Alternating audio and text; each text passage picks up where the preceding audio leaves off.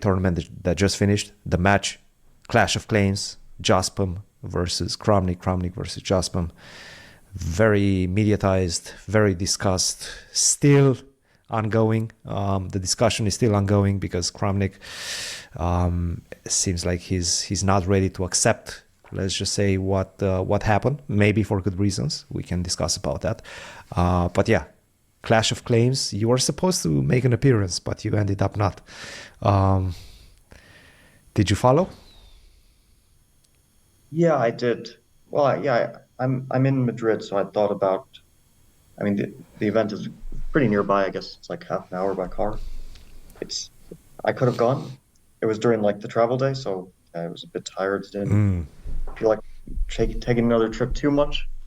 But I kind of wanted to, and then I was watching the stream of it, and at some point they were just like Gotham was doing algebra, um, and I decided, yeah, I don't know like what I'm going to talk about if I'm there because I think that they asked me if I want to go on the show on Gotham's Twitch, Yeah. but and I told them I told David Martinez previously that I like to come and visit for the final few hours of the match.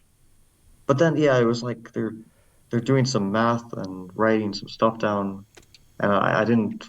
It didn't seem fun anymore. Um, The whole process was quite quite enigmatic. Yeah, like supposedly they were going to unbox. So this was the first we were watching it live, and during the first day, this was the first kind of big moment when they started unboxing their first batch of laptops. So I don't think they accounted to how many things need to happen before those laptops are ready to be played on, because it was like an hour and a half of break. The Windows had to be updated. Apparently, we found out later on that it wasn't updated correctly on Kramnik's laptop, and that was giving him some sort of an error on chess.com. I mean, the whole thing was a clown fiesta. Yeah, amazing stuff. yeah, it was. It's a fun idea from the beginning. I thought this is a fun idea. Two players who are, let's say, we don't know who is going to be the favorite. It wasn't clear. I don't think to anyone who's the favorite, Kramnik or Jose Martinez, in this sort of match, which was like a long blitz match. So it was okay. The format changed midway, which is also ridiculous. But it Initially was like supposed to be 36 games, I think, and yeah, and it then ended up being 28. But it was like 28. supposed to be 18 over the board, 18 online, and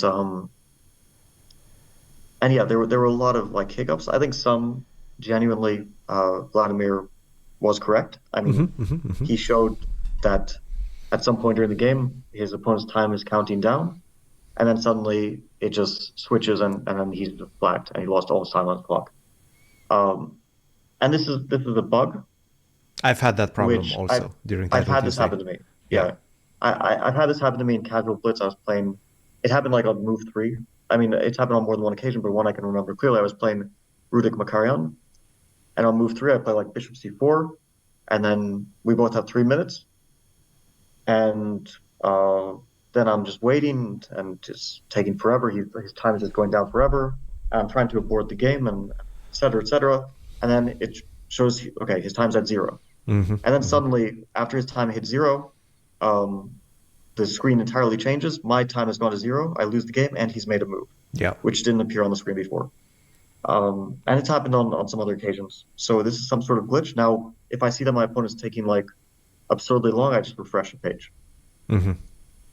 But in the middle of the game, you don't know what absurdly long is. Like, okay, if your opponent takes 3 minutes on the first move, yeah, that's probably incorrect. If your opponent takes like 20 seconds out of 30 on move whatever, it can happen, right? And then you can flag. So that was a legitimate concern or complaint, whatever. Yeah, for me, it even happened last Title Tuesday. Well, during Norway, I decided to stream one of the Title Tuesdays. And in one of the games, towards the last few seconds, I had the impression that I had, let's say, 2.7 seconds. And I've made my last move when I had more than 1 second on the clock. And then a couple of seconds later, it tells me that I lost on time, basically. Like I make my move, but it doesn't register with the website, and then I lose on time, basically. Like I've had this happen.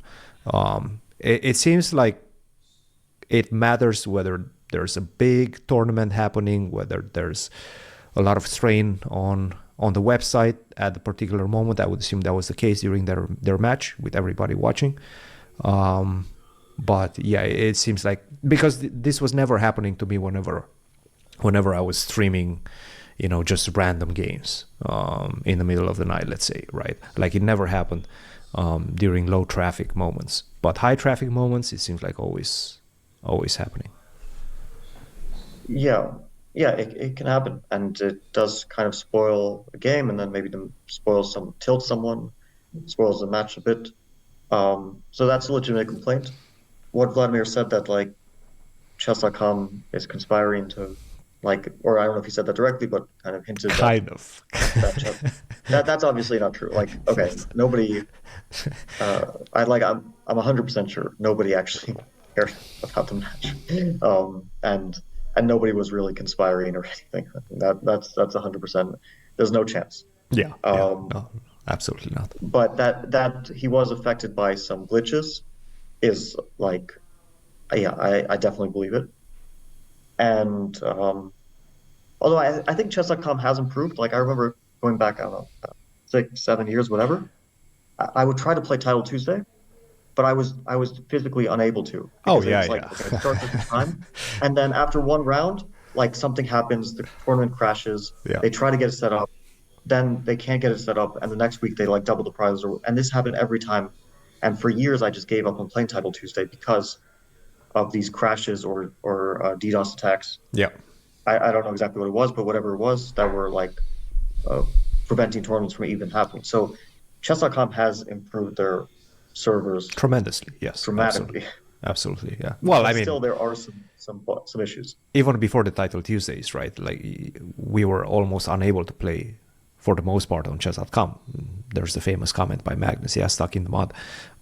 It feels like you're stuck in the mud when you're playing the pieces. So that was the first improvement. Then obviously with Title Tuesdays, they adjusted to that as well. Now everything seems to be running smoothly, but you do have these occasional bugs. Yeah, smoothly-ish. Smoothly-ish, yes. There's the occasional bugs, of course. Yeah, it happens. It's happened very rarely to me, but the exact bug that I saw that was screen recorded on his screen has happened to me. In irrelevant games, just like in some casual, like the game I mentioned against Rudik, or some other games. Not in Title Tuesday, luckily. So yeah, that definitely changed. I don't know if it changed the match. I think maybe they like didn't count that game. At some point, I like stopped following all the details of the match, because a match which changes formats midway, in which like I don't even understand what they're doing at some point. They're taking like 50-minute breaks. They're doing some sort of calculations about lag on a notepad. Yes. And then Gotham is like relaying messages on his Twitch, and he was literally doing some algebraic equations. And I stopped watching at that point. I really enjoyed the commentary by Pepe and Divis. Always really entertaining. They made a good show. Yes. But the actual match was a circus, I have to say. It was just an absolute circus. And I don't even know what to take away from the match, besides that it probably was stupid to even have it happen. I think there's an obvious difference. We kind of understood, and we kind of got to see in real time the big difference between online and over-the-board chess. I think in over-the-board chess, Kramnik was the better player. When it came to online, it became quite obvious that Jaspom seems to be the better player, better equipped player, because in terms of, let's say, accuracy, in terms of better positions, Kramnik had plenty of chances. But it felt like at some point when the clock was getting down to the last few seconds, whether it was because of the lag, I don't think every single game and every single miss and every single mistake was because of the lag, but we could see that Jaspom had, let's say, not better nerves necessarily, but just better skills when it came to online chess. And this was 3+2, Now, if you consider 3+1, which we generally have in title Tuesdays, then it becomes even more But I think more this was obvious, this was the actually difference. fair. For over the board, you shouldn't do 3-1. You can, but I was playing like some casual games with 1 second increment recently, and you mostly flag Yeah, in 3-1 3-1 is because different. the, Yeah, the over the board. the hand movement takes like a second.